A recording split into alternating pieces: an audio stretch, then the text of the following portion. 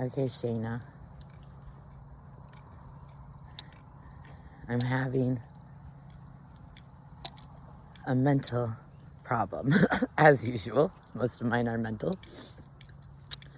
So, apparently I have this thing. Ooh, now I can't remember how to pronounce it. Amalexithymia or something like that. It's basically where you don't know how to process your emotions in the moment. And it's like delayed. It's almost like because you're so disassociated. It's like you watch it and you are like trying to figure out what emotions you should feel or what are appropriate or what are other people feeling. And then later on, sometimes you feel more of the emotions because it's like you understand what happened. It's like, it's just, it takes longer to process things, even emotions. And one of the things, so last night I was on a walk and I passed this homeless man that I had seen before. I had actually given him a sandwich once. And then I had seen him at the park. And I passed this man and he started following me into my neighborhood. And right about that time, 3 kids on bikes, young kids. The man was black and the 3 kids, they were all black as well. I only say that because even though it was Kenosha, my neighborhood's white, so it was a little bit odd, out of character, out of the norm. And so, like, I just noted it, just because it's out of the norm. And so the kids ride by me on their bikes, and they're all yelling at me.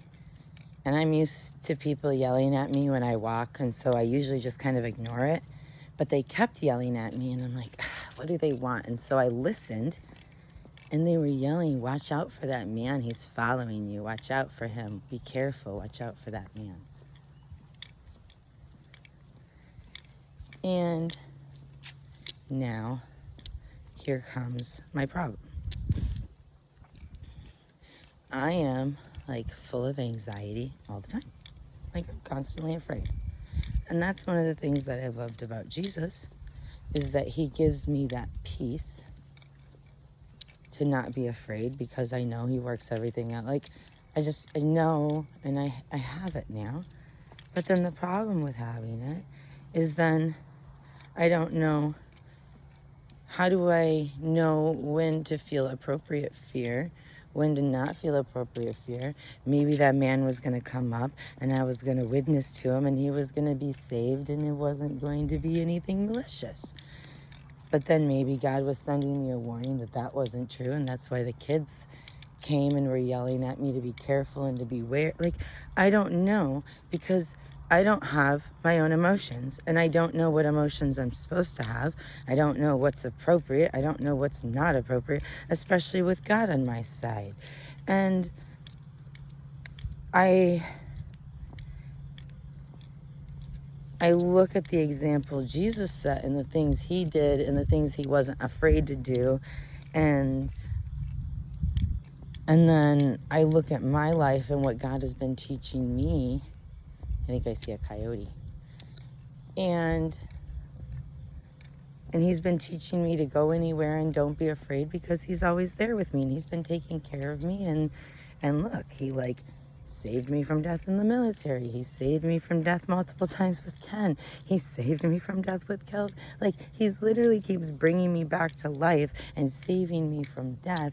And like, and he's taking care of me. And like, and so it's like, I'm not even afraid anymore. But then I get tempted with fear because the world is a scary place.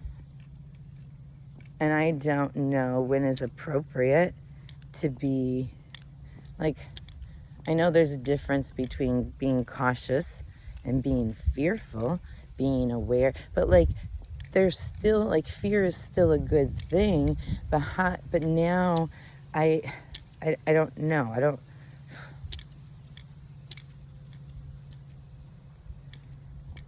Because I'm so bipolar, I feel like I'm either going to be afraid or I'm not. I either have faith and trust God completely, or I don't. And people are telling me, be careful, don't put yourself in dangerous situations. And my thought is, dude, being alive is a dangerous situation. Walking out my front door is a dangerous situation. Driving a car is a dangerous situation. And you just texted me while I'm making this video at 4:30 in the morning. So I guess you're thinking about me too. But I guess I don't know. Maybe I'll call you and maybe you'll answer. And then maybe this video will be moved. Love you.